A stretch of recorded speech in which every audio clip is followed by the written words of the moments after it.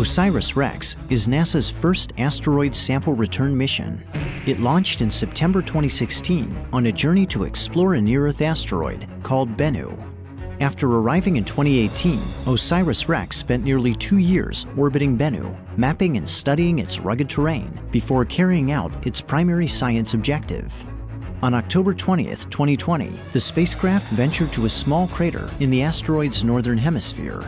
It dodged jagged rocks and towering boulders and plunged its arm into the loose surface, excavating 6 tons of debris while collecting about 250 grams of material. OSIRIS-REx stowed its bounty and closed its sample return capsule. It bid farewell to Bennu in May 2021, embarking on a 1.2 billion-mile cruise back to Earth. Now, 2 years and 4 months after leaving Bennu, OSIRIS-REx is closing in on the place where its journey began. On September 24th, the spacecraft will approach to nearly 63,000 miles from Earth.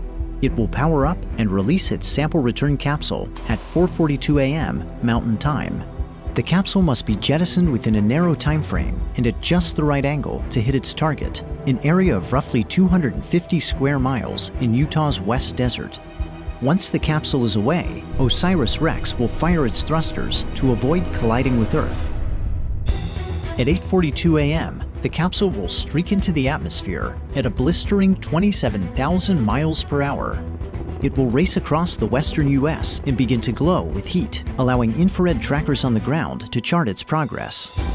As it pushes deeper into the atmosphere, the capsule will rapidly decelerate, subjecting the Bennu samples to a punishing 32 Gs. About 2 minutes after entry, it will slow to Mach 1.4 and deploy its drogue parachute, stabilizing its descent.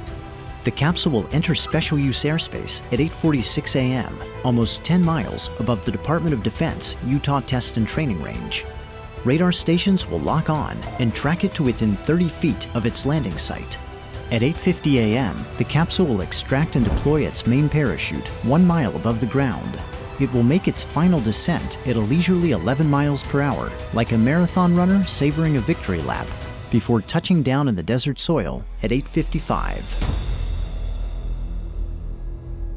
After ground teams retrieve the capsule, the Bennu samples will be taken to NASA's Johnson Space Center in Houston, Texas. The sample canister will be opened in the Astromaterials Acquisition and Curation Facility, and the samples will be curated, distributed, and studied for decades to come. Having delivered its cargo, the OSIRIS-REx spacecraft will depart Earth, but its journey will not quite be finished. In a daring encore, the renamed OSIRIS-APEX will enter an elliptical orbit of the Sun, repeatedly passing within the orbit of Venus and pushing the limits of its thermal design.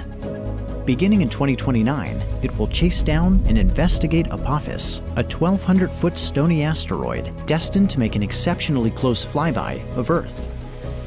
After 13 years in deep space, at the start of a new decade alone on a new world, the journey will continue.